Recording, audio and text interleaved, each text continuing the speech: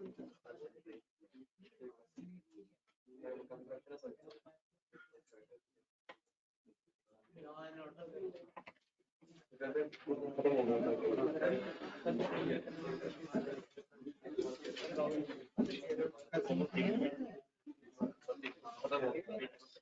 आवाजें तो यहाँ तक आ रही होती है। ये मुझे सुना रहे हैं या साथ वाले भाई को?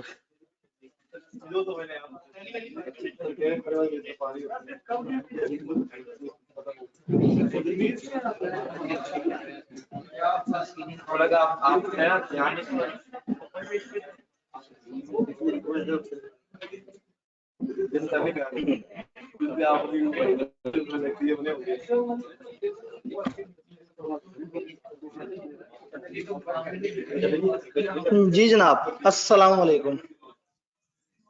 ऑनलाइन यूजर्स कैमरा, आवाज, स्क्रीन, तीनों चीजें क्लियर है?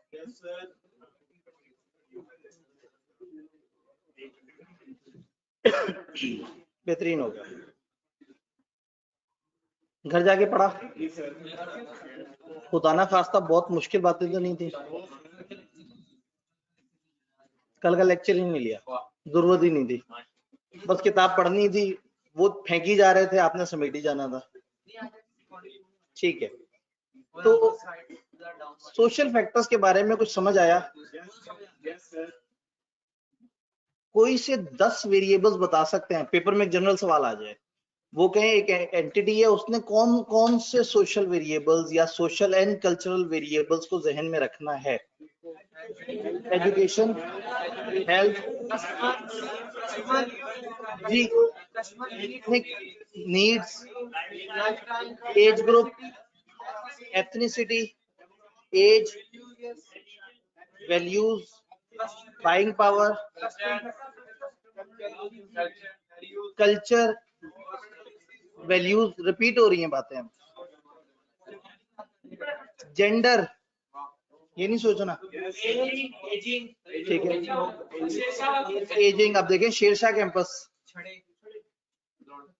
ठीक है। और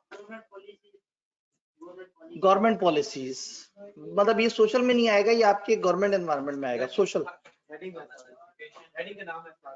इनने का सारे हेडिंग्स के नाम लिख लें, ठीक है, ये भी है।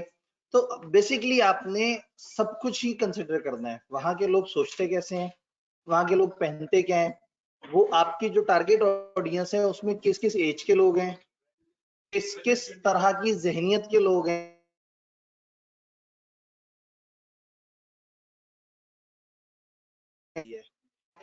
एक ही मुल्क में अलग अलग इलाकों की अलग अलग सोच बन जाती है।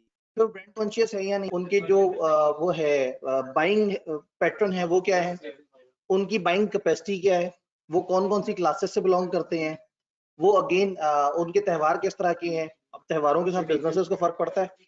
इवन फिर पूरी कौम का शौक, मतलब फॉर एग्जांपल कौम को क्रिकेट देखने का शौक है, तो क्रिकेट के किसी बड़े इवेंट के दौरान तमाम के तमाम जो है वो क्रिकेट के इर्द गिर्द जो है वो आ जाएंगे। तो ये सारी चीजें एक बिजनेस ने हमेशा कंसिडर करनी है अपने इर्द गिर्द की सोसाइटी की। और आपने देखा है कि बिजनेसेस जो कर रहे होते हैं उसमें नजर आ रहा होता है कि वो अपने इर्द गिर्द की फैक्टर्स को कंसिडर कर रहे होते हैं। इवन हम लोगों ने बड़ी दूर की इंडस्ट्री है, जो एंटरटेनमेंट इंडस्ट्री है, मूवीज वगैरह, उसमें भी देखा कि उन्होंने इस चीज को कंसिडर किया है कि ज्यादा जो बायर ऑफ द मूवीज है वो कौन लोग हैं, और उन्होंने उन लोगों के जज्बात का ख्याल रखा है। अब आज के दौर के लोगों को अगर वो मौला जेट में जो है वो बहुत ही यंगस्टर्स नजर आएंगे तो वो नहीं देखने जाएंगे। तो उन्होंने अपनी तरफ से पुराने मैच्योर अदाकार लिए जो कि यस बड़े अरसे से पर्दे पे नजर आ रहे हैं। और अगेन अगर उन्हें सुल्तान रही आज जिंदा मिल जाता तो उसको भी कास्ट कर लेते, क्योंकि पॉइंट यही है कि लोगों को खुश रखना है और लोग वही पुरानी चीजें पसंद करते हैं। मैं अक्सर कहता हूँ कि आप लोगों के जो नस्ल है उसने तो नए करेक्टर्स भी नहीं दिए दुनिया को। आज स्पाइडरमैन हमारे जमाने का करेक्टर है, बैटमैन हमारे जमाने का, सुपरमैन हमारे जमाने का। इन्होंने का एज में भी आपसे नहीं है। आप लोगों ने दिया डोरेमोन, डोरेमोन भी पुराना है। अच्छा, ऊपर जापान में होता होगा तो मैं जरा मतलब बचपन में इतना नहीं पता होगा। उपाय द सिलर मैन भी हमारे जमाने का है, पिंक पैंथर, बग्स बनी, छोटा भीम शायद आपके जमाने में, मतलब आपने सारे थके हुए कैरेक्टर दिए। टॉम एंड जेरी हमारे जमाने का है सर, बेंटन हमारे जमाने का, बेंटन, हाँ बेंटन हमारे जमाने में शायद नहीं था, या मुझे आगाही नहीं दी। लेकिन कितने दुख की बात है कि पिछला जमाना भी हमारा था और ये जमाना भी हमारा है।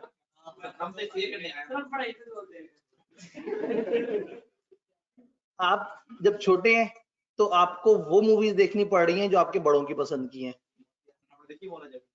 हाँ नई वाली नहीं, पुरानी नहीं, वो मेरे जमाने की नहीं है। मैं इतना पुराना नहीं हूँ। हाँ वो मेरे बुजुर्गों के जमाने की मूवी है। ठीक है, ठीक है, मतलब जो एक शुगल मुगल होना चाहिए, जो सिनेमा में जिस तरह की मूवीज चाहिए ना, शोर शराबा वो सारा। लेकिन एक बात है कि आप ये देखेंगे कि कल्चर अपने आप को रिपीट कर चुका है। 25-30 साल पहले इस तरह की फिल्में खत्म कर दी थी कि नहीं भाई अभी लड़ाई झगड़ा और ये वो, और वो सारा कल्चर वापस रिपीट हो रहा है और पीपल आर वेरी हैप्पी। और बच्चों में तो एग्रेशन ही बढ़ा है, उनको तो वो एक गंडासे के साथ 15 लोगों को मारते हुए दिखाओ, वो कहते हैं यस ये जबरदस्त है। जी अब आप बहुत दूर जा रहे हैं, सबसे अच्छी एक्टिंग किसकी लगी और फलाना। जी आगे चलते हैं, क्योंकि ये इस वक्त मैं एग्जाम्पल दे रहा था, हमारा मकसद हरगिज उस मूवी और उसके तनाजुर में पाकिस्तानी तारीख और उन सारी चीजों को डिस्कस करना नहीं था। सर थानोस हमारे जमाने का ना भाई, आपने असल में कॉमिक नहीं देखे, ये बड़ी पुरानी चीजें रिपीट हो रही हैं। ये तो आपने अंदाजा लगाया कि आप लोगों की जो नस्ल है वो तादाद में इतनी ज्यादा नहीं है और उनकी बाइंग पावर भी इतनी ज्यादा नहीं है। वो एक काम कर सकते हैं, वो है इंटरनेट पे बिला वजह की सर्फिंग। तो आपको जो मिल रहा है, जो कचरा मिल रहा है वो इंटरनेट पे मिल रहा है। आपको सोशल मीडिया पे, व्हाट्सएप पे टाइम जाया करवाया जा रहा है, आपसे फेसबुक पे टाइम जाया करवाया जा रहा है। आप चीजें बाय तो नहीं कर सकते, लेकिन आपको चीजें दिखा दिखा के इतना तंग जरूर किया जा रहा है कि कल को जब आप बड़े हो तो आप कहें कि मैं एक दफा वो जो उस दिन मुझे ऐड दिखा था ना, मैंने वो वाली प्रोडक्ट जरूर लेनी है। तो ये आप लोग ना बस बड़ी फंसी हुई नस्ल है। जब इतने मसले हैं आपके तो पढ़ते क्यों नहीं है? आप तो आजाद है, ना एंटरटेनमेंट आपके लिए है, ना खरीदारी की चीजें आपके लिए हैं। तो एक चीज आपके लिए वो है पढ़ाई। और आप ये देखें कि किसी और ने आपकी कदर की ना की, हम लोगों ने कदर की है। आपकी नस्ल को हम बड़ों को नहीं पढ़ा रहे, हम आपको पढ़ा रहे हैं, हमें दुश्मन के बच्चों को पढ़ा। लेकिन जितने भी आप ये देखते हो हमारे आपने तो देखा अपनी जवानी। नहीं, मैंने मेरे बचपन वाली चीजें जो है वो अभी तक आप लोगों को देखनी पड़ रही है। मतलब आप लोग जी नहीं, मेरे पास इतना टाइम नहीं था। मैं पढ़ाई भी करता था ना, अच्छा बच्चा होता था। आप लोग तो असल में वही बात है कि आपने तो पुरानी मौला जड़ भी देख ली हुई है, पता नहीं कहीं किसी ना किसी जगह से डाउनलोड करके। तो खैर सर, गेम ऑफ थ्रोन्स हमारे जमाने का है, ठीक है, ये आपको ही कबूल हो। शुक्र है गेम ऑफ थ्रोन्स हमारे जमाने का नहीं है। ठीक है जी, इसका मतलब आपके जमाने ने सीजन्स दिए लोगों को, मान लिया, ठीक है।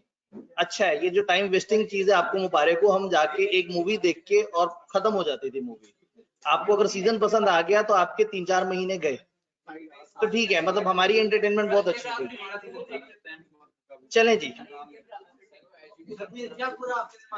जी, मैं वही कह रहा हूँ कि आपको मुबारक हो ये सारे कैरेक्टर्स। हाँ, हमें चाहिए ही नहीं ये सीजन्स जो टाइम बर्बाद करते हो। ये बच्चे ने अच्छी बात की, डाटा एनालिस्ट और फिनटेक हमारे जमाने का। Yes, this is the thing. आपके जमाने में टेक्नोलॉजी है, आप हमसे बहुत आगे हैं। आप बड़ी थोड़ी सी एफर्ट करके हमारी 20-20 साल की एफर्ट के बराबर आके खड़े हो सकते हैं।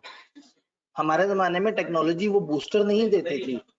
आप अपने घर बैठे बैठे एंटरप्रेन्योर बन सकते हैं, आप स्किल सेट पे काम कर सकते हैं। तो yes, this is your era thing जिस पे आपको फोकस करना चाहिए, लेकिन पेपर पास करके। ठीक है जी, तो सोशल हमें समझ आ रहा है। भाई कुछ कहना चाह रहे थे बड़ी देर से, भाई का सवाल ही गुम हो गया, गवा दिया जी। पहले वाले में किसमें, अच्छा एग्जांपल दे रहे थे, ठीक है। मेरे पास यहाँ एक सवाल आया था कि किसी का सेकंड पॉइंट वो जरा ऊपर चला गया, एक भाई ने RRR को भी आज के जमाने का करेक्टर, बाहुबली, हाँ ठीक है, ये आपके जमाने का, ठीक है। असल में आजकल लोग सिनेमा, मूवी या स्टोरी देखने नहीं जाते, सिर्फ कुछ टाइम गुजारने जाते हैं कि ठीक है सराउंडिंग साउंड हो, कुछ पैसे लगे, कुछ दोस्तों के साथ कंपनी हो, तो वो मतलब मूवी अब वो स्टोरी लाइंस पे नहीं चलती। पुराने जमाने में स्टोरी होती थी, हमारे जमाने में आधी स्टोरी होती थी, आधा शोर शराबा। आपके जमाने में शोर शराबा ही होता है, और यूजर को चाहिए भी है, बस उसने 2-3 घंटे के लिए ना अपनी असल दुनिया से बाहर निकल के एक फैंटेसी दुनिया में जाना है, जाए वापस आ जाए। सीजन्स का मसला ये है कि आप फैंटेसी दुनिया में ही रहना शुरू कर देते हैं और वहां से बाहर निकल के व्हाट्सएप पे चले जाते हैं। जी, यहाँ एक भाई ने सवाल पूछा था,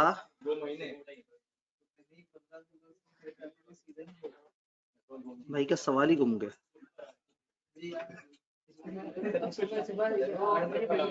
वैल्यूज एंड एथिक्स में दूसरा पॉइंट नहीं जी, एक वाहिद सवाल हमारे पास जो आया, वैल्यूज एंड एथिक्स का दूसरा पॉइंट।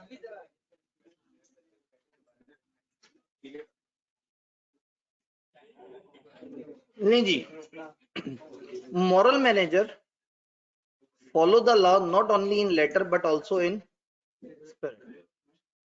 बड़ा प्यारा सा एक फ्रेज इस्तेमाल किया है उन्होंने, कहा वो लोग जो मॉरल इकदार पे बिलीव रखते हैं वो कानून को सिर्फ कागजी तौर पे फॉलो नहीं करते, दिल से फॉलो करते। रात 2 बजे आप सड़क पे जा रहे हैं और सिग्नल अगर लाल है, तो अगर उस वक्त कोई रुका हुआ है ना, तो इसका मतलब है वो वाकई ही दिल से कानून को मानता है, वो मौजूद शहरी है, वो लॉ अबाइडिंग सिटीजन है। क्योंकि दिन में तो सब इसलिए फॉलो कर रहे हैं कि पुलिस वाला खड़ा है, या रश इतना है कि वो अगर क्रॉस भी कर लेंगे तो एक्सीडेंट होने का खदशा है। तो कहने का मतलब है कि जो मॉरल मैनेजर्स हैं, वो लोग जो इखलाकियात पे कायम है, वो सिर्फ कागजी तौर पे लॉ को फॉलो नहीं करते, वो वाकई में लॉ को फॉलो करते हैं, यानी उसके ट्रू स्पिरिट में उसको मतलब रूहानी तौर पे भी मानते हैं कि हाँ भाई हमें इन सारी चीजों को फॉलो करना चाहिए, ना कि सिर्फ दुनिया को दिखाने के लिए। जी, आप रात के 2 बजे क्या सिग्नल पे रोकते हैं? तो मैं ये तो कह नहीं सकता कि रात 2 बजे मैं सड़क पे क्या कर रहा हूँ, क्योंकि मैं अक्सर रात 2 बजे सड़क पे होता हूँ जब कॉलेज से वापस जा रहा होता हूँ, तो अल्हम्दुलिल्लाह मैं हर सिग्नल पे रुकता हूँ।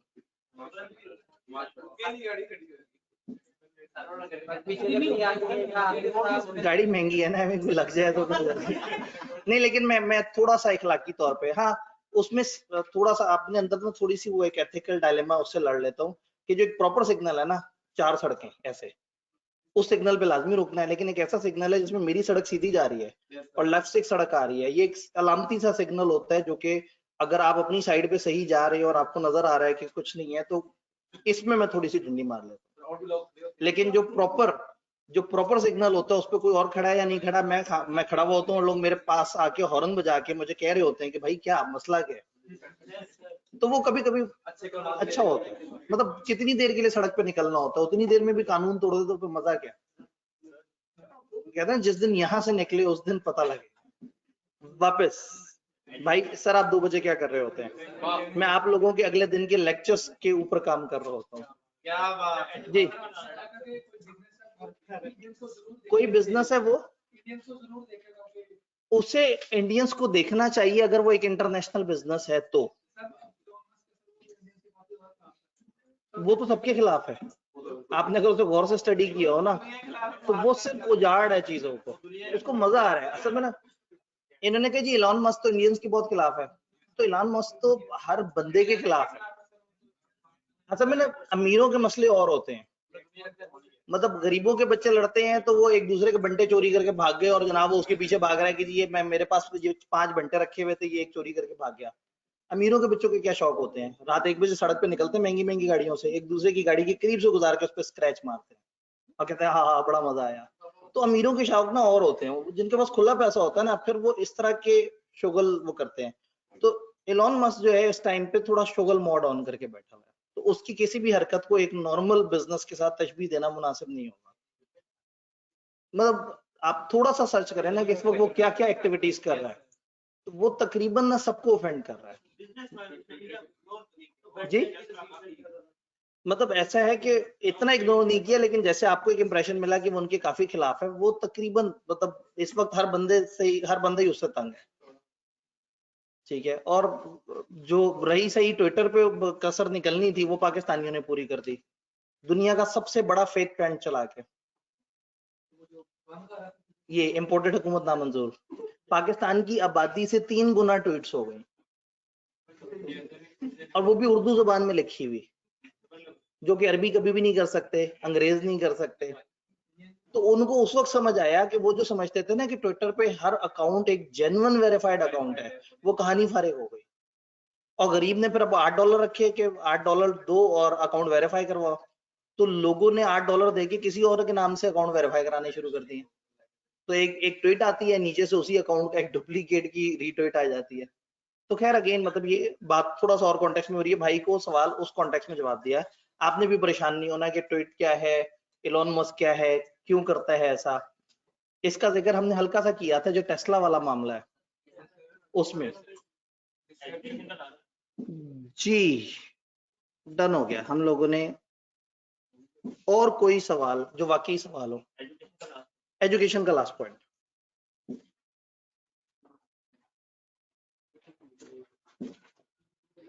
Companies also adopt their advertising and communication according to literacy level.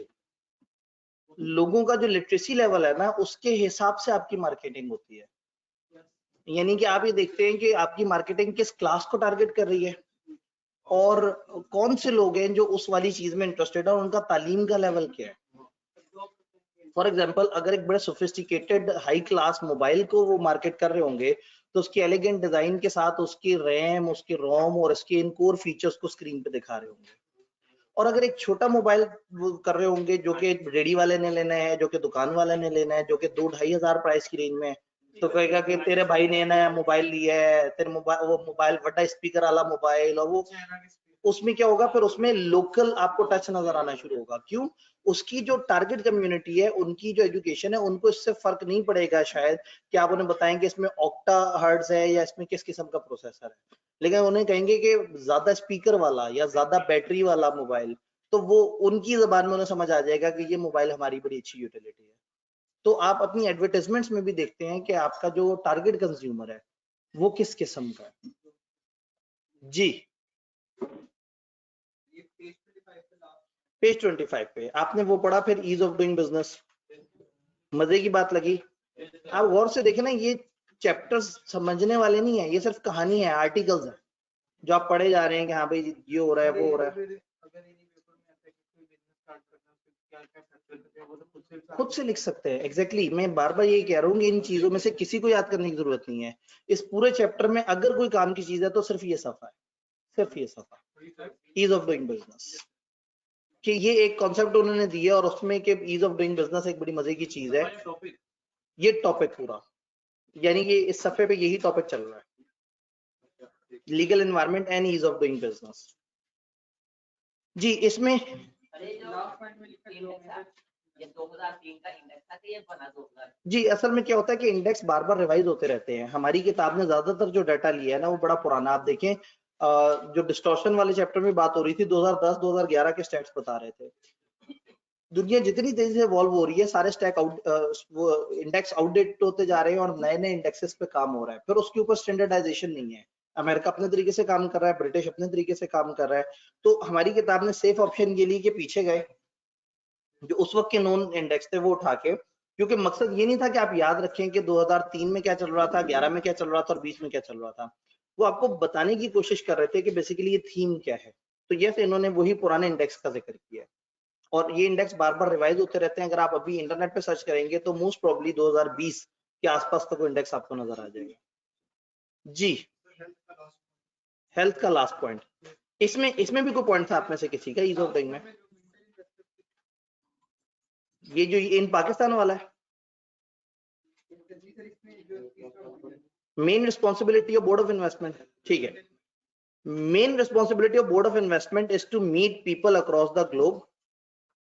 ये यहां तक बात क्लियर है। एंड इनवाइट एंड परसुएड, बुलाए और कायल करे किनको?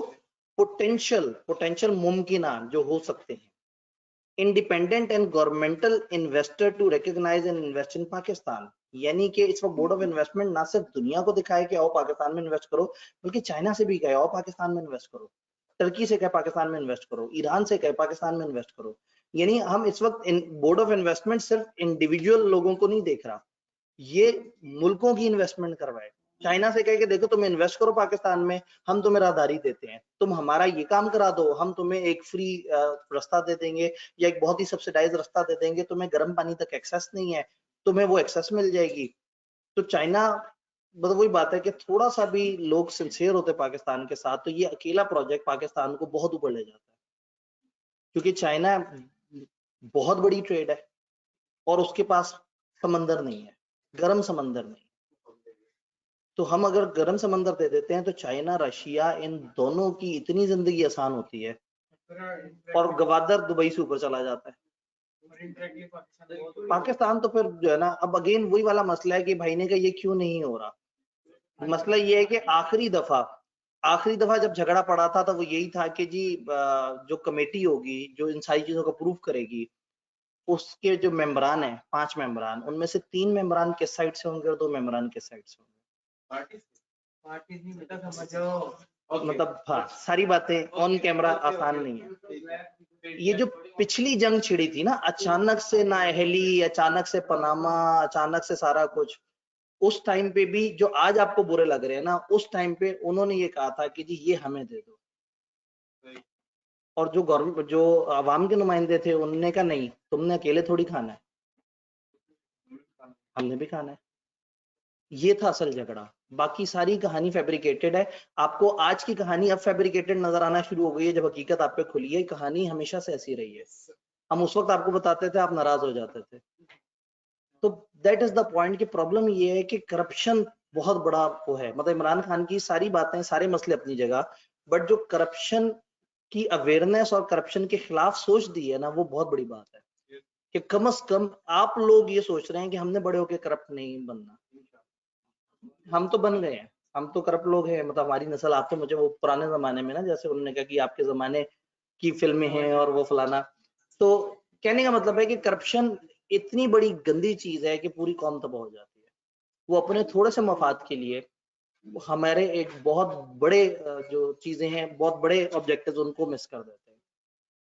तो अगेन मतलब वही बात है कि जो ज्योग्राफिकली पाकिस्तान काफी अच्छी जगह पे है। अब अगेन इस पे जो मर्जी डिबेट कर ले, नहीं सर ऐसे हो सकता था, वैसे हो सकता था, यूं कर ले, वो कर ले। वो लोग भी तंग आके कहते हैं कि अच्छा ठीक है, हम पाकिस्तान से तब डील करेंगे जब फलाना इदारा हमें सपोर्ट प्रोवाइड करेगा। वो जो पूरी दुनिया में इन्वेस्टमेंट कर रहे हैं उनको सपोर्ट नहीं चाहिए, पाकिस्तान में उनको सपोर्ट चाहिए। या तो पाकिस्तान बहुत खतरनाक मुल्क है, या बेचारों को मजबूरन दबे अल्फाज कहना पड़ा कि हमें सपोर्ट चाहिए। मतलब मैं एक खास लिमिट से आगे अल्फाज नहीं बोल सकता। नीचे अभी गाड़ी से निकला हूं तो एक काली गाड़ी पास से गुजर रही थी, तो जरा नरम दिला जरा घबरा सा जाता है। चलें जी, तो ये बात समझ आई कि आपने इंडिविजुअल्स नहीं, इन्वेस्टर्स, गवर्नमेंट इन्वेस्टर्स को भी लेके करना है। सर वर्ल्ड की 35% ट्रेड हो सकती है वहां से। यस सर, मुझे दुख तब भी था और अब भी हुआ है। सेम हेयर जी। आखिरी सवाल हमारे पास आया हेल्थ का 5वां पॉइंट, और इधर से एक कौन सा पॉइंट था?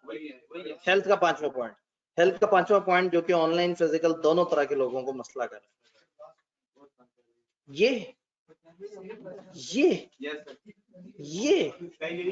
हेल्थ एंड सेफ्टी लॉ है। आप खाली हेल्थ की बात कर रहे हैं।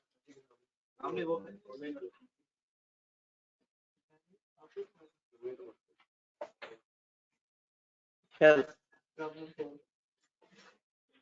Also, a nation with higher life expectancy is equipped with a larger labor force. ओए, 5वां यही नहीं है? 1 2 3 4 5, 1 2 3 4 5, तो 5वां पॉइंट है उधर भी इधर भी। ऑनलाइन वालों ने 5वां पूछा था और यहाँ से लास्ट पूछा गया था। Also, a nation with higher life expectancy. Higher life expectancy का मतलब है कि जिस मुल्क में लोग ज्यादा देर तक जिंदा रहते हो। फॉर एग्जांपल जापान में अक्सर 90 साल की एज में लोग जॉब कर रहे होते हैं। ठीक है, हायर एक्सपेक्टेंसी, लाइफ एक्सपेक्टेंसी है। तो जिस मुल्क में ज्यादा लाइफ एक्सपेक्टेंसी होगी उस मुल्क में लेबर फोर्स भी ज्यादा बड़ी होगी।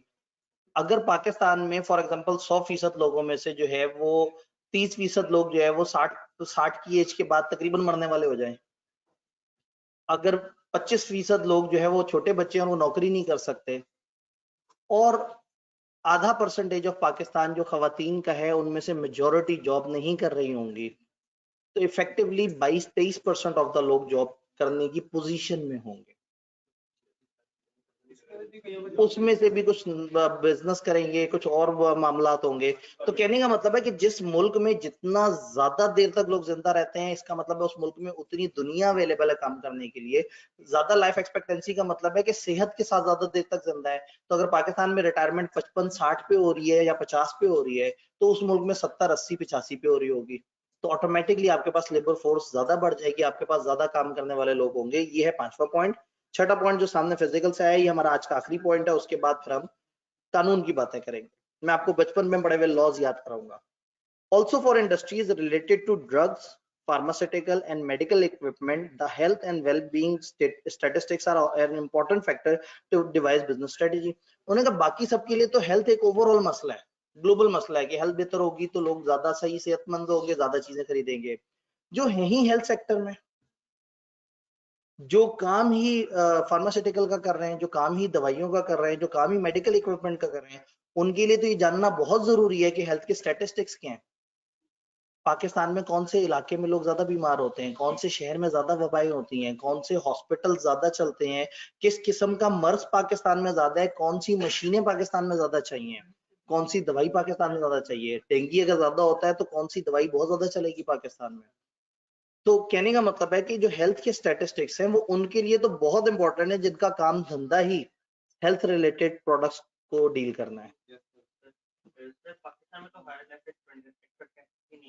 ठीक है, असल में पाकिस्तान में पॉपुलेशन ज्यादा है, तो हमारे पास लाइफ की एक्सपेक्टेंसी ज्यादा ना भी हो तो कोई बात नहीं, मतलब हम one of the growing producers है, तो उसमें हमारे पास हमारे पास आबादी ज्यादा है, हमारे उस तरह से रोकथाम नहीं है। और अगेन इंडिया के पास रकबा भी ज्यादा था, उन्होंने भी इस तरफ काम नहीं किया, क्योंकि हम लोगों को फाइनली इस मुल्क के पास अगर कुछ बचत है, कहीं से कोई फेवरेबल चीज है, तो वो मैन पावर है। हमें आजादी पाकिस्तान इंडिया को मिली ही मैन पावर की वजह से थी। इसलिए नहीं मिली थी कि अंग्रेज हमारे नजरिए को मान गए थे, इसलिए मिली थी कि जब उन्होंने जंग लड़नी थी अपनी, जो सेकेंड वर्ल्ड वॉर थी, तो उनको मैन पावर चाहिए थी और अंग्रेजों के पास मैन पावर नहीं होती। तो कायदे आजम ने, नेहरू ने, गांधी ने, इन्होंने उनके साथ एग्रीमेंट वो किया था। अब अगेन वो वाला रुख कोई नहीं दिखाएगा। वो एग्रीमेंट ये था कि हम आपको बड़े सगीर से मैन फोर्स देंगे, लेकिन जब वो जंग खत्म होगी तो आपने यहाँ से एग्जिट करना। उस जंग में उनको इतनी आर्मी चाहिए थी और वो यहाँ से सप्लाई हुई है। तो हमें उस मैन पावर का एज है, सबसे बड़ा जो एज है वो हमें उस मैन पावर का है। अमेरिका को अगर अफगानिस्तान में कुछ करना है, उसे पाकिस्तान का सहारा लेना पड़ता है। जी जी, उसके लिए भी तकरीबन 50% जैसे पौधे वो सारे सब कॉन्टिनेंट के अपने बंदे ऐसे ही है अपने, क्योंकि तो ये मैन पावर तो हमारे इन मुल्कों को ना, ये देसी मुल्कों को ये एज है कि मैन पावर ज्यादा है, तो यहाँ के लोग कहीं पे भी फिट हो जाते हैं। तो किसी भी मुल्क को कभी भी, सऊदी अरब को जॉब चाहिए होंगी, बंदे चाहिए होंगे, पाकिस्तान से उठा लेंगे। किसी और मुल्क को चाहिए होगा, पाकिस्तान से उठा लेंगे। अमेरिका में इतने बंदे कॉन्ट्रैक्ट पे यहाँ से जाते हैं। तो मैन पावर जो है एक बड़ा, तो मैन पावर से यहाँ पे मसले बनते हैं, लेकिन दूसरे मुल्कों के लिए हम अच्छे रहते हैं। उसके बाद दूसरा फायदा क्या होता है, जब इतने ज्यादा लोग हैं तो पाकिस्तान में नौकरी करने वाला तो पिस जाता है, कारोबार करने वाला नहीं पिसता। यहाँ एक छोटी सी किराने की दुकान डाले, एक छोटे से पान की दुकान डाले बंदा, दिन में उसके पास 250 कस्टमर विजिट करेगा, क्योंकि आबादी बढ़ी है। तो इन मुल्कों में नौकरी करने वाले पैसरे होते हैं, इन मुल्कों में जो, हाँ, और जो बिजनेस करने वाले हैं वो एक नस्ल में खरबपति बन जाते हैं। आप लोगों ने बड़े होकर फिर बिजनेस करना है, ठीक है, लेकिन अभी बढ़ना है। सोशल हमें सारे समझ आ गए, हमने सवाल दर सवाल और सवाल के अंदर से निकला हुआ सवाल और सवाल के जवाब में जो जवाब आया था उसके ऊपर डिस्कशन कर ली। कानून, लीगल फैक्टर भी इंपॉर्टेंट होते हैं बिजनेस में। लीगल फैक्टर जो इंपॉर्टेंट होते हैं, तो किताब को अचानक से याद आया कि आपको तो लॉस के बारे में बड़ा कुछ पता है, तो वो बताते चले गए और आपने बस देखते चले जाना है। लेजिस्लेशन का बिजनेस में क्या रोल है, इसको इग्नोर करें, सामने क्या लिखा हुआ है, आप बताएं। ऑनलाइन फिजिकल, किसी भी मुल्क में लीगल एनवायरनमेंट में, गवर्नमेंट नहीं कह रहा, कानून, डिफरेंट कवानीन जो बने हुए होते हैं वो बिजनेस को कितना रेस्ट्रिक्ट करते हैं, कितना फायदा देते हैं, मतलब कानून का, कवानीन का बिजनेस में क्या रोल है जी।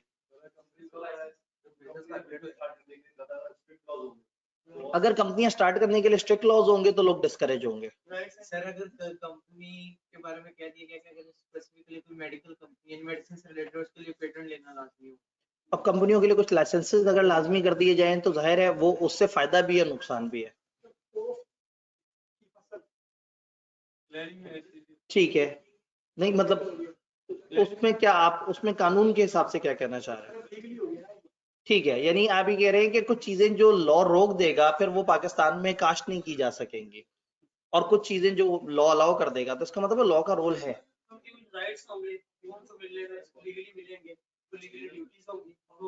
जी, लीगल राइट्स मिलेंगे तो जाहिर है लॉ अगर उन्हें प्रोटेक्ट करेगा तो वो बिजनेस भी करना चाहेंगे ऑनलाइन में। सर लेबर प्रोटेक्शन के laws, prohibition of monopolistic practice, बड़ी अच्छी बात कर दी भाई ने कि मोनोपोलीज को रोकने के लॉज अगर बने हुए हों, कंपटीशन के लॉज बने हुए हों, जी लॉज ऐसे होने चाहिए जो बिजनेस को प्रमोट करें, यही कहने लगे थे जी। ज्यादा फाइन चार्ज करेंगे तो लोग डिस्करेज होंगे। एक्सपोर्ट से रिलेटेड अच्छी लेजिस्लेशन होनी चाहिए, इंपोर्ट के ऊपर लेजिस्लेशन होनी चाहिए अच्छी। फ्यूचर प्लानिंग बेहतर हो जाएगी उन मुल्कों में जहां पे लॉज आपको हेल्प कर रहे होंगे, आपको सपोर्ट कर रहे होंगे। टैक्स लॉज यहाँ पे बड़ा इंपॉर्टेंट रोल प्ले करेंगे, लेबर के लॉज यहाँ पे इंपॉर्टेंट होंगे। चलें कहानी को डिफरेंट करते हैं, मुझे बताएं कोई से 15 लॉ जो बिजनेस को अफेक्ट कर सकते हैं। पार्टनरशिप के लॉज, कंपनी के law, tax law, data protection के लॉ, एक भाई ने लिखा सी लॉ, बी लॉ, सही है, बिल्कुल सही कह रहे हैं, बिल्कुल सही कह रहे हैं। कॉन्ट्रैक्ट एक्ट, कंपटीशन का कानून, निगोशिएबल बैंकों का लॉ, पार्टनरशिप का लॉ हो गया, कॉन्ट्रैक्ट लॉ, एम लॉ मर्केंटाइल लॉ हो गया, criminal law, federal excise duty, arbitration का कानून, डेटा प्रोटेक्शन का लॉ, इंपोर्ट से रिलेटेड जो इंपोर्ट एक्सपोर्ट का है, फ्यूचर कमोडिटीज वगैरह, टैक्स हो गया, प्रॉपर्टी से related law, sir child protection law. जी एक भाई ने खतरनाक बात लिख दी, नहीं पढ़ सकते। अच्छा मोनोपोली, और एक पावरफुल इंसान के नाम के साथ एक लॉ बताया है जी। जी ठीक है, और अब लॉस तो इतने सारे हैं तो किताब शुरू हुई है तो खत्म ही नहीं हुई। इनको जो जो लॉ याद आता गया ना उस पे 3-3 4-4 पैराग्राफ फेंकते चले गए, तो बस आपने सुनते जाना है, देखते जाना है, मुस्कुराते जाना है। जी जी जी, अगेन लॉ ज्यादा स्ट्रिक्ट हो तो भी मसला है, बिजनेस घबरा जाता है। मिनिमम वेजेस का लॉ, चलें आप लोगों ने बहुत सारी अच्छी बातें की, किताब से पूछें। किताब ही कहती है कि लॉ रेगुलेशन या business practices define business policies, rights and obligation involved in business transaction. For example, ये मैं सेकंड लाइन पढ़ रहा हूँ, बिजनेस लॉज में, बिजनेस लॉ क्या क्या कर सकते हैं, मेक अ बिजनेस और ट्रांजैक्शन इलीगल, वो कह सकते हैं बिजनेस इलीगल है या ये ट्रांजैक्शन इलीगल है, मतलब लॉ का इंपैक्ट बता रहे हैं। कंडीशन इम्पोज कर सकते हैं कुछ बिजनेसेस पे, rights and duties of people को रेगुलेट कर सकते हैं ताकि फेयरनेस आए, पीपल को प्रोटेक्ट करने के लिए कि इस बिजनेस की प्रोडक्ट्स उनको नुकसान ना, उस पे लॉ हो सकते हैं, ट्रीटमेंट ऑफ एम्प्लॉइज पे लॉ हो सकते हैं, इन्वेस्टर्स, क्रेडिटर्स और कंज्यूमर की प्रोटेक्शन पे लॉज हो सकते हैं, बिजनेस और सप्लायर की डीलिंग पे लॉ हो सकते हैं। वो इंश्योर कर सकते हैं कि कंपीटिंग बिजनेस के लिए एक लेवल प्लेइंग फील्ड हो, लेवल प्लेइंग फील्ड की हाँ मजा है, मतलब कि ठीक है सबको मौका मिल रहा है, सबके सब खेल रहे हैं, रादर देन कि एक बंदा ऊपर से ऊपर जाता जा रहा है और बाकी सारे जो है वो बिल्कुल कुछ नहीं कर पा रहे।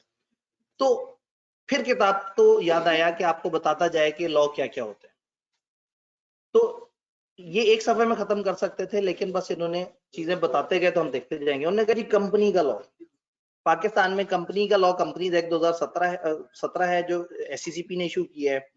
अगर आप MFA में हैं तो फॉर श्योर आप सी लॉ या पढ़ चुके होंगे या पढ़ रहे होंगे। मेरा नहीं ख्याल कि आप लोगों को कंपनी लॉ के बारे में कुछ बताया जाने की जरूरत है। तो SCCP वो लॉ जो कि कंपनी लॉ के तौर पे डील कर रहा है, कंपनियां उसको फॉलो करती हैं और कंपनियां जो उसको फॉलो नहीं करती उनको पेनल्टीज पड़ती हैं। पार्टनरशिप का लॉ, अगर आप बी लॉ पढ़ के आए हैं तो वो भी आपको, तो उन्होंने जो 1932 का लॉ है, अब आपने 9 लॉ के नाम याद रखने हैं, 9 के मकासद याद रखने हैं। सिर्फ किताब का मकसद है पाकिस्तान की लीगल एनवायरनमेंट की आपको थोड़ी सी सैर करवाए। बहुत सारे लॉज हैं जो इनको उस वक्त याद आ गए, उसके ऊपर उन्होंने कुछ लिख दिया। तो बस आपने इसको एक दफा पढ़ लेना है। एक आध जगह जहां मैं आपको कहूंगा कि फोकस कर ले, वहां फोकस कर लीजिएगा। एम्प्लॉयमेंट से रिलेटेड लॉ, एम्प्लॉयज को प्रोटेक्शन प्रोवाइड करें, अनफेयर ट्रीटमेंट ना हो, एक्सप्लॉयटेशन ना हो। बिजनेस ऑर्गेनाइजेशन जो है वो एम्प्लॉयमेंट लॉ से डायरेक्टली इफेक्ट होते हैं। कुछ एस्पेक्ट एम्प्लॉयमेंट लॉ के नीचे बताए हैं, ये मजे का टेबल है। मिनिमम वेज, बिजनेसेस के लिए जरूरी है कि अपने एम्प्लॉयज को मिनिमम वेजेस पे करें। गवर्नमेंट मिनिमम वेज डिफाइन करती है। नहीं, वो मिनिमम वेज नहीं है, वो आगे की चीज है।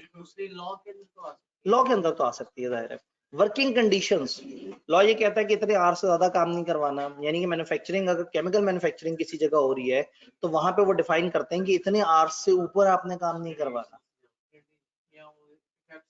हाँ, क्योंकि वो उसके साथ उनका देर तक एक्सपोजर अच्छा नहीं है। तो मिनिमम आवर्स, मैक्सिमम आवर्स का कॉन्सेप्ट होता है, मिनिमम वेज का कॉन्सेप्ट होता है। अनफेयर डिसमिसल नहीं करना, किसी को बिला वजह निकाल देंगे तो उसको लॉ एम्पावर करता है कि वो जाए अदालत में कि उसके साथ नाइंसाफी हुई है। अगर उसने अपना काम सही से किया और उसने कोई रूल वायलेट नहीं किया, तो जस्ट एक ऊपर के मैनेजर की पसंद नापसंद पे अगर वो बंदा निकल गया है, और गवर्नमेंट में ये लॉज बहुत मजबूत हैं। बहुत सारे लोग कहते हैं कि अगर गवर्नमेंट जॉब लग जाए फिर कोई नहीं निकाल सकता। मजे की बात हो, बंदा काम ना भी कर रहा हो ना, फिर भी कोई नहीं निकाल सकता, क्योंकि लॉज इतने पक्के और सख्त हैं। और ऊपर से एक बंदा अगर निकाल दिया जाए तो वो जरूर उस लॉ को छेड़ देता है, और फिर उसके साथ सारे लोग हिमायत में खड़े हो जाते हैं कि आज ये निकल रहा है, कल हम भी निकल सकते हैं। तो अनफॉर्चुनेटली, जिसकी वजह से गवर्नमेंट डिपार्टमेंट्स में आधे से ज्यादा लोग काम नहीं करते, क्योंकि उन्हें पता है कि हमें कोई नहीं निकालेगा। तो लॉ के फायदे भी होते हैं, नुकसान भी होते हैं। जॉब सिक्योरिटी और काम नहीं करना पड़ेगा। तो अनफेयर डिसमिसल से रिलेटेड लॉज हो सकते हैं। रिडंडेंसी से रिलेटेड, कि एक एम्प्लॉय को अगर आपने निकालना है, अगर आपके पास जगह कम हो गई, आपका यूनिट छोटा हो गया है, आपने जहां काम करना था 800 लोगों के साथ अब 600 हो गए, तो 200 लोगों को निकालना नहीं है। पहले इन 200 लोगों के लिए कोई एवेन्यू क्रिएट करना है, फिर उनको वहां पे मूव करना है। तो इस तरह के लॉज होते हैं जो आपको परेशान करते हैं। डिस्क्रिमिनेशन, आप डिस्क्रिमिनेट नहीं करेंगे फिजिकल डिसेबिलिटी की बेस पे। एक बंदा जो है वो फॉर एग्जांपल बड़ा अच्छा इंटेलेक्चुअल है, बड़ी अच्छी ईमेल्स लिख लेता है, उस बंदे का काम ये है कि उसने ऑफिस में बैठ के बड़ी अच्छे तरीके से ईमेल्स लिखनी है, और जो है उसने कम्युनिकेट करना है लोगों के साथ, उसने जा जाके मिलना नहीं है। लेकिन उस बेचारे की एक टांग जाया हो चुकी है, उससे फर्क नहीं पड़ता उस जॉब के ऊपर। अब अगर आप इस वजह से कि वो फिजिकली डिसेबल है उसको नौकरी नहीं दें, तो यस, उसकी प्रोटेक्शन के लिए लॉज हैं। हाँ, अगर उसका काम ही ऐसा होता कि सिक्योरिटी गार्ड वाला काम था या दौड़ने वाला काम था, फिर आपने अगर मना किया तो ये डिस्क्रिमिनेशन नहीं है। Discrimination is without any reason. अगर आप डिस्क्रिमिनेट करेंगे तो वो गलत हो जाएगा। तो डिस्क्रिमिनेशन से रिलेटेड कि आपने किसी जगह पे किसी को तरजीह दी, आपने कहा ठीक है यार, ये आराई है, ये अपना भाई है, इसको मैंने जॉब दे देनी है, और ये जो है वो टिवाना है तो इसको जॉब नहीं देनी। तो इस तरह की डिस्क्रिमिनेशंस आप on the basis of sect, on the basis of race, on the basis of age, किसी भी तरह की, अगर वो बंदा आपका काम कर सकता है तो ये पर्सनल बायस अगर आएगा तो डिस्क्रिमिनेशन है। जेंडर इक्वालिटी पे काफी ज्यादा काम हो रहा है कि ऐसे मुल्क जिसमें आधी फीमेल्स होती हैं, वहां पे आपको खवातीन को थोड़ा सा एनकरेज करना होगा कि वो जॉब्स में आए, और फिर आप अपने पास बहुत सारे एवेन्यूज ऐसे ओपन रखें जहाँ पे खवातीन भी जॉब कर सकें। इसके ऊपर काफी काम जारी है। वैसे मेरा पर्सनल ख्याल ये है कि वो मुल्क जिसमें बिजनेस करना बड़ा अच्छा है, और अगर ये दुख हो रहा है कि खवातीन वेली बैठी हुई हैं, तो उनको घर बैठे बैठे अच्छे अच्छे बिजनेस शुरू करवा दिए जाए। वो घर बैठ के मैन्युफैक्चरर बन जाएं, और बाहर जाके दूसरे लोग जो है, जैसे मतलब बाहर जाके अगर एक बंदा छोटा सा वो काम करता है कोई खाने पीने का, तो वो खाना घर से बनवाए। फूड पांडा पे क्या हो रहा है, घर बैठी खवातीन अपने घर में चीजें बना रही हैं, और वो तो यस, खवातीन को एम्पावरमेंट करने का जरूरी ये मतलब नहीं है कि उनको नौकरी पे बुला के और उनको मर्दों की तरह उतना ही जलील किया जाए। मर्द जरा हथौड़ा तबीयत होता है, मजबूत होता है, ठीक है, वो सह लेता है जमाने की सख्तियां, वो मतलब गर्मी सर्दी और वो सारा। तो अगेन वही बात है कि इसमें दो स्कूल ऑफ थॉट है। एक स्कूल ऑफ थॉट कहता है कि खवातीन को जॉब करनी चाहिए, वो फ्रीडम के कायल है। एक स्कूल ऑफ थॉट कहता है कि इसलिए नहीं करनी चाहिए कि हम उनकी रिस्पेक्ट ज्यादा करते हैं, हम उन्हें ज्यादा इज्जत देना चाहते हैं, हम उनको उनका वो मकाम देना चाहते हैं जो कि रिलीजन ने उनको मकाम दिया था, कि वो बादशाहत करें, वो हुकूमत करें, वो मतलब घर को संभाले और उनकी हर बात मानी जाए और उनको मुश्किल से ना गुजरना पड़े अपनी बात मनवाने के लिए, और मर जाए, मेहनत करे, मजदूरी करे और वो अपने घर वालों को खुश रखे। हाँ, इस दौरान बिजनेस खवातीन अगर घर बैठ के बड़े अच्छे तरीके से कर रही हैं, इवन बाहर भी आके डिसेंट तरीके से कर रही हैं, तो कोई मसला नहीं। तो यहाँ पे एक फड्डा शुरू हो जाता है। जो बहुत ज्यादा जो ओपन माइंडेड होते हैं वो कहते हैं कि ये क्या बात है भाई, औरतें उनकी अपनी मर्जी होनी चाहिए। तो जरूर हो, लेकिन अगर वो अच्छे तरीके से हो तो एक माशरा ज्यादा डिसेंट हो जाए और ज्यादा बेहतर तरीके से। और ऊपर से हमारे यहाँ का जो मेल माशरा है ना, वो है भी बहुत अच्छा नहीं। तो अनफॉर्चुनेटली मतलब जॉब करने से औरत को आजादी के बजाय जो है ना, वो ज्यादा वो एक्सपोज हो जाती है रिस्क से, क्योंकि हमारा माशरा बहुत अच्छी नजर से नहीं देखता। अनफॉर्चुनेटली मेल डोमिनेटेड माशरा है और शुरू से ऐसा चल पड़ा है, तो वो कल्चर चेंज होते होते टाइम लगेगा। बहरहाल लॉज जेंडर इक्वालिटी पे होते हैं और वो अक्सर जगह, अब जेंडर इक्वालिटी का लॉ में आपको बताऊं, पाकिस्तान के कल्चर में अगर हम कहेंगे ना कि आधी फीमेल हो और आधे मेल हो, तो इस लॉ को एक्सेप्ट नहीं करेगा। 2012 से code of corporate governance listed कंपनियों का वो कोशिश कर रहा है कि बार बार कहे जेंडर आप बेहतर करो, बोर्ड ऑफ डायरेक्टर्स में जेंडर बेहतर करो। तंग आके बेचारे ने 2016 में पहले कहा, फिर 17 में कहा, फिर 2019 में कहा, उसने कहा कम से कम एक फीमेल डायरेक्टर होनी चाहिए। यानी इस हद तक क्या है कि हमारा कॉर्पोरेट एनवायरनमेंट भी एक्सेप्ट नहीं कर रहा खवातीन को कॉर्पोरेट पोजीशंस पे भी, कि लॉ को अगर कहना पड़ता है तो वो मजबूरी भी लगाता है, तो वो ये नहीं कहता कि 10 में से आधे फीमेल हो, वो एटलीस्ट 1 के वर्ड के साथ चल रहे हैं। और उसमें भी वो रिलैक्सेशन दे देते हैं कि अगर इस साल नहीं तो अगले साल, नहीं तो अगले साल तक कम से कम आपके पास एक फीमेल डायरेक्टर होनी चाहिए। एक रीजन अगर देखी जाए जो नहीं रख पा रहा वो ये कि जो मेल है उसके अंदर बायसनेस बहुत कम आती है, लेकिन फीमेल के अंदर इमोशनल होने वजह से बायसनेस बहुत। ठीक है, भाई ने एक थोड़ी सी खतरनाक बहस छेड़ दी। उन्होंने कहा फीमेल जो है वो जज्बाती होती हैं, थोड़ी वो बाइस्ड होती हैं और मेल बाइस्ड नहीं होता। अगर ऐसा हो तो दुनिया में कहीं भी फीमेल काम ना कर पा रही हो। अगेन असल में इस तरह की बात से ना लड़ाई छिड़ जाती है। यहाँ पे एक फीमेल लेक्चर सुन रही होंगी और वो मुझे कहेंगी सर बंदे का नाम बताएं, एनु मैं छड़ना नहीं है, एने जो है ना, एने किंज कहता कि फीमेल जो है वो दिमागी तौर पे जो है वो बहुत ज्यादा तेज नहीं होती। ये लड़का क्लास में सेकंड रो में कॉर्नर पे बैठता है और बहुत सारे और बच्चों से इसका जो है वो पता लग सकता है। आप किस वक्त कॉलेज से निकलते हैं? ठीक है, मैं इतनी मेहनत से बॉयज कैंपस में खड़ा होके एक एतदाल वाली बात कर रहा था और आपने सारा कचरा कर दिया। मतलब जो है ना, ये क्या किया आपने, ये ऐसे नहीं कर सकते, ये गलत बात। ये आपने जो है ना, ये आपने तकलीफ पहुंचाई है। हमारे ऑडियंस इस वक्त तकलीफ में।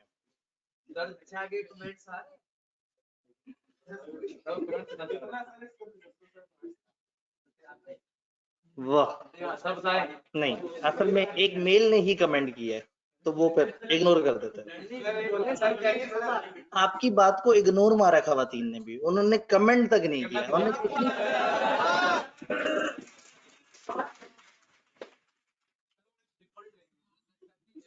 ठीक है जी, चलें जी। हाँ, उनको रिकॉर्डेड में पता लगेगा। खवातीन, मैंने आपका एहतराम किया है और क्लास में कुछ गुमराह लोग ऐसे हैं जो कि खवातीन को, तो अगेन मैं खुद भी सच्ची बात अगर पूछे बहैसियत इंडिविजुअल मेरे से अगर पूछा जाए तो मैं अपनी बहन को नहीं चाहूंगा कि वो जॉब करे। मैं चाहूंगा कि ऐसी जगह उसकी शादी हो जहां पे वो जो मेल है वो अच्छा सेटल्ड हो, या वो मेहनत करता हो और वो भी पसंद करता हो कि वो मेहनत करे और घर में उसको ज्यादा इज्जत दे, क्योंकि बाहर इज्जत नहीं है अनफॉर्चुनेटली। और मर्द तो सह जाता है, वो तो मतलब पी जाता है, आधी आधी बिस्ती फील ही नहीं करता। मैं हर दिन आपको कितना जलील करता हूँ, कितनी कुछ शर्मिंदगी नजर आती है। पता अगर क्लास में 2-3 फीमेल बैठी होती ना तो उनमें से एक आध के आंसू निकल जाने थे। ठीक है, आप लोग ढीठ लोग हैं तो आप चलें जी। नहीं जी, health and safety laws, health और सेफ्टी पे डिफरेंट तरह के लॉस। ठीक है, हेल्थ और सेफ्टी पे डिफरेंट तरह के लॉस। अगर आप एक ऐसा काम कर रहे हैं, फॉर एग्जांपल एक बंदा जो है वो एक बिल्डिंग के 70वें फ्लोर को बाहर से पेंट कर रहा है, तो कुछ तो कानून उसको प्रोटेक्ट करने की कोशिश करेगा कि उसके लिए इक्विपमेंट होना चाहिए, उसके लिए प्रोटेक्टिव मेजर्स होने चाहिए, उसकी इंश्योरेंसेज होनी चाहिए। ठीक है, एक बंदा नमक की कान में कुछ चौथे लेवल तक जमीन में नीचे जाके नमक एक्सट्रैक्ट कर रहा है और वो किसी भी वक्त खुदा ना खास्ता एक हादसे से दो चार हो सकता है। बहुत सारे ऐसे बिजनेसेस हैं जो फिजिकली खतरनाक होते हैं सेफ्टी के अगेन। ठीक, तो इन सारे बिजनेसेस से रिलेटेड कुछ लॉज होते हैं जो कि हेल्थ एंड सेफ्टी रेगुलेशन बताते हैं कि कम से कम इतना मामला होना चाहिए, कम से कम सेफ्टी के प्रिकॉशंस होने चाहिए, कम से कम इस तरह के हेलमेट होने चाहिए। हम ऑडिट करते हुए कभी कभी किसी लोकेशन पे जाके किसी का स्टॉक काउंट करने जाते थे ना, तो फैक्ट्री के जब अंदर जाते थे तो वो हमें हेलमेट और वो मोटे भारी शूज के बगैर अंदर नहीं जाने देते थे। हम जितना मर्जी कह लें यार हम ऑडिटर हैं, ठीक है कोई मसला नहीं, हम कह रहे हैं ना, उन्होंने कहते नहीं, ये कानून सबने फॉलो करना है। वो जूता भी ऐसा होता है कि उसके ऊपर कोई 4-5 टन की भी कोई चीज गिर जाए तो जूते को कुछ ना हो, यानी कि जूता नहीं, असल में तो जूते के अंदर जो नाजुक सा पाँव है वो महफूज रहे, फिर हेलमेट और फिर वो उसके जितने भी वो सारी कवरिंग्स है। तो यस, बहुत सारे बिजनेसेस में जो सेफ्टी के लॉज है वो बहुत इंपॉर्टेंट है। तो बहुत सारे बिजनेसेस में हेल्थ के लॉज बहुत इंपॉर्टेंट है। अगर एक रेस्टोरेंट है तो उसको खाना किस लेवल का बनाना है, उसके ऊपर एक्सपायरी लिखनी है, जो खाना बनाने वाले हैं उन्होंने हाथ पे ग्लव्स पहने हुए हो, सर पे कैप पहनी हुई हो कि सर से बाल ना उसमें गिर जाए, उनका किचन ट्रांसपेरेंट होना चाहिए, यानी कि शीशा लगा हुआ और कंज्यूमर अगर देखना चाहे कि किचन के अंदर क्या चल रहा है तो उन्हें नजर आ रहा हो। आप ये देखें कि ये लॉ थोड़ा सा एम्पावर हुआ है, खातून इसका कानून के पीछे पड़ी और उन्होंने जो है वो एक दफा सबको परेशान कर दिया, और वो भी खातून थी। इट मीन्स कि वो जब काम के मूड में आती हैं तो वो फड़का फड़को के रख देती हैं। तो ये वाले भाई जो है ना, चले जी, मैनेजमेंट में सर सबसे अच्छी ये आसान काम है ना, आपके ऊपर इल्जाम डाल के हम सब महफूज हो जाएंगे। ठीक है, ये है वो बंदा। ठीक है, आपकी तस्वीर भी होगी फेसबुक पे। नाम बताएं। आपने 5,000 जीते थे ना किसी जगह, 3,000 जीते थे, उस वक्त तस्वीर खींची थी, वो तस्वीर भी सोशल मीडिया पे होगी। ये भाई की मेरे से पैसे लेते हुए तस्वीर भी है। तो अगर इंटरनेट पे सर्च करें मेरे से पैसे लेते हुए 3,000 रुपए लेने वाला जो शख्स है, नहीं आएगी सर, वो वीडियो में कैमरा मोड पे डाल दूंगा फोटो इसकी। ले जी, इन्होंने कहा मैं सी स्टार पे तस्वीर डाल दूंगा कि ये शख्स खवातीन के बारे में गलत गुमान कर रहा था। ये कह रहा था कि वो जहनी तौर पे ज्यादा काम नहीं कर पाती। डन हो गया। ठीक है जी, ये जो है ना ये मामला अब बहुत आगे चला गया, आपको अंदाजा ही नहीं है। मैंने जेंडर इक्वालिटी वाली लाइन के अंदर एक दो वर्ड्स राइट करके आगे चला गया था, अब आपको अंदाजा ही नहीं है कि आपने क्या किया है। आप वो जाके लाइन ध्यान से पढ़िएगा, वो 2 लाइंस, फिर आपको पता लगेगा कि आपके ऊपर क्या क्या केस हो सकता है। ठीक है जी, वो वर्ड एच से स्टार्ट होता है, health and safety law, H से हेल्थ स्टार्ट होता है ना मैम। चलें जी, हेल्थ एंड सेफ्टी लॉस की बात हुई। डाटा प्रोटेक्शन लॉ, भाईजान आप तो पूरा अच्छी तरह से डाटा क्या होता है, डाटा सब्जेक्ट क्या होता है, सेंसिटिव डाटा क्या होता है, ये बातें ही है ना, लेकिन कम से कम एक दफा दिखा दूं डाटा प्रोटेक्शन का। साइबर लॉ, इंटरनेट से रिलेटेड, इंटरनेट पे मुख्तलिफ कवानीन कि आपका अगर आप कहीं क्रेडिट कार्ड की डिटेल दे रहे हैं उससे रिलेटेड लॉ, कहीं आपने कोई ऑफेंसिव पोस्ट लगा दी है उसके ऊपर कोई कानून हो कि जी जो आपको इस तरह की पोस्ट करने से रोके। कंपटीशन का लॉ, जो कंपटीशन, बिजनेस लॉ पढ़े हुए लोगों को बस सिर्फ मैंने दिखाते जाना है। मोनोपलीज, अभी तक तो उसका कुछ नहीं हुआ, वहीं पे है सेम स्टेटस। मोनोपलीज, मोनोपलीज को रोकने का लॉ, ऐसा लॉ जो बिजनेसेस को मोनोपली ना बनाने दें, उनको कहें ये ऐसे नहीं करना, ये ऐसे नहीं करना। उनको कंपटीशन के अंदर बिजनेस लॉ अगर आपने पढ़ा है तो मैंने आपको ये पढ़ाया हुआ था, और अगर आपने मेरे से नहीं पढ़ा हुआ तो आपने जिससे भी पढ़ा हुआ उसने बताया होगा, अगर उसने नहीं बताया हुआ तो पेपर पास हो गया ना, तो आपको आता है। उसका कोई पेंडिंग लेक्चर निकाल के देख लें, उस गरीब ने पढ़ाया होगा, आपने नहीं पढ़ा होगा। आपकी बारी था ही नहीं। यूट्यूब पे जाके सर्च करना है आपने सीए मेंटोर्स, या अगर वो मुश्किल लग रहा है तो आपने आतिफ अब्दी लिख के सर्च कर दे रहे हैं, एक चैनल आएगा सीए मेंटोर, वहां पे पहला पोर्शन आई के प्रिविजन क्लासेस, उसमें आपने थोड़ा सा आगे चलना है। इस वक्त फाइनल वाली क्लासेस जरा सामने सजी हुई हैं, कैफ वाली थोड़ी पीछे हैं।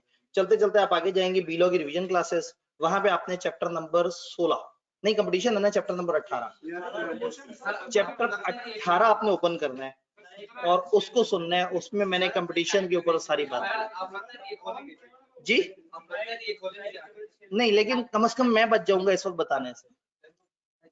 एंटी कोल्यूजन रेगुलेशन, कोल्यूजन क्या होता है? लोग मिल जाते हैं, मिल के बेईमानियां शुरू कर देते हैं। तो इस तरह के लॉ जो गलत मर्जर्स को रोकें, प्राइस कार्टल्स को रोकें। अगर आपको याद हो तो मैंने कंपटीशन के लॉ में बताया था कि 4 चीजों को मना करता है। आपकी किताब ने 3 चीजों पर डिस्कशन की थी, मर्जर पे नहीं की थी। प्राइस कंट्रोल से रिलेटेड लॉ, ऐसा लॉ जो बताया कि प्राइस इतनी होनी चाहिए। अक्सर गवर्नमेंट ने कहा होता है कि ये डीसीओ रेट है, ऐसे ऊपर नीचे नहीं होना चाहिए। रिटेल प्राइसेस प्रिंट करनी मजबूरी होती है, उस रिटेल प्राइस से ज्यादा की बेचेंगे तो गलत हो जाएगा जी। अब वो रिटेल प्राइस जब पहले से लिखी होती है तो वो एक सोल्यूशन निकालते हैं, उस बोतल जिस पर रिटेल प्राइस रखी है उसे फ्रिज में रखते हैं और कहते हैं गवर्नमेंट ने जो ये रिटेल प्राइस बताई थी ये गर्म बोतल की बताई थी, ठंडी बोतल है, 5 रुपए महंगी है। ठीक है, चिप को क्या करते हैं? हाँ, ये तो आपके अपने कॉलेज में हो रहा है, आप आवाज क्यों नहीं उठाते? आवाज उठाए, आपके साथ नहीं मेरे साथ भी हो रहा है। मैं तो बल्क बायर हूँ ना, आप तो एक चिप्स खाते हैं, मैं 70 चिप्स इकट्ठे खरीदता हूँ। जल्दी जल्दी से देख लेते हैं। Price control, sale of good legislation, goods की सेल से रिलेटेड लॉ कि क्या टाइटल होगा, ओनर कौन होगा, क्या डिस्क्रिप्शन होगी, क्या प्राइस होगी, क्या क्वालिटी होगी। कॉपीराइट, पेटेंट वगैरह। कॉपीराइट यूट्यूब के ऊपर लॉ है। जैसे कल मेरा यूट्यूब मुझे बता रहा था कि फलाना फलाना जो यूट्यूब चैनल है उन्होंने आपके कॉपीराइट्स वो किए हैं, वॉलेट किए हैं। उन्होंने कहा जी आपके चैनल पे मौजूद ये वाली वीडियोस उनके पास जो है वो 100% आ रही है। तो मैंने मैंने कौन सा उन पे केस कर दिया? मैं कौन सा कमाने के लिए वीडियोस डाली हुई है? मेरा वो नॉन मोनेटाइज है, मतलब वो वीडियोस हैं चल रही हैं। ठीक है, मतलब थोड़े से पैसों के लिए अब मतलब आप बच्चे रिवीजन क्लास देख रहे हो और बीच में अचानक से इश्तिहार आ रहे हो, ऊपर से इश्तिहार भी आपकी प्रेफरेंस वाले आते हैं। मसला ये है, वो बच्चे ने मुझे मेल कर दी, उसने कहा सर वो आपकी वीडियोस में वो बिल्कुल जब शुरू हुआ ना तो वो ऑटो पे मोनेटाइज हो जाता है खास लेवल क्रॉस करने के बाद। पार्टनरशिप प्रोग्राम ज्वाइन करें जिसके बाद स्टिकर लगा सकते हैं। मैंने वो किया तो पता लगा कि वो ऑटो पे मोनेटाइज हुआ था। तो एक बच्चे की मेल आई, उसने कहा सर ये आपने इश्तिहार बीच में आते हैं लेक्चर्स में, इसको बंद करवा दें, और वैसे भी वो इश्तिहार गैर इखलाकी होते हैं काफी। तो आप अपनी सेटिंग देखें कि ये क्यों ऐसा हो रहा है। तो फिर मैंने उसे बताया कि भाई गूगल जो है ना, वो ये जो एड्स है ना ये गूगल की इंटेलिजेंस सिस्टम पे चलते हैं। गूगल हर यूजर की अपनी प्रेफरेंस के मुताबिक उसको ऐड दिखाता है। आप अगर एक हाफिज हैं तो आपको कुरान से रिलेटेड प्रोडक्ट की एड्स नजर आ रहे होंगे। अगेन जो आपने जितने क्लिक किए हैं, आपने जहां जहां अपनी कुकीज छोड़ी हैं, जहां जहां से आप गुजरे हैं, तो पाकिस्तानी को पाकिस्तानी ऐड नजर आएंगे, बांग्लादेशी को बांग्लादेशी ऐड नजर आएंगे। ठीक है, तो अगर आपको बाहर के ऐड नजर आ रहे हैं तो शायद आप उस मुल्क की वेबसाइट पे कुछ और देख के हटें। हो सकता है उस वेबसाइट पे कोई सीजन आपने देखा हो या कोई और ड्रामा वगैरह देखा हो। ठीक है, तो कॉपीराइट, यस, यानी वही कह रहे हैं कि जी आपका डाटा किसी और ने यूज किया, कहें तो उड़ा दें उसे। तो कॉपीराइट के ऊपर मुख्तलिफ प्रोटेक्शन होती है। मेरी किताब है, अगर कोई एज इट इज यही किताब छापे और बाहर नाम अपना लिख दे, तो अगर पाकिस्तान में लॉ मजबूत है और अगर मैं सीरियस हूं तो मैं कॉपीराइट का क्लेम कर दूं।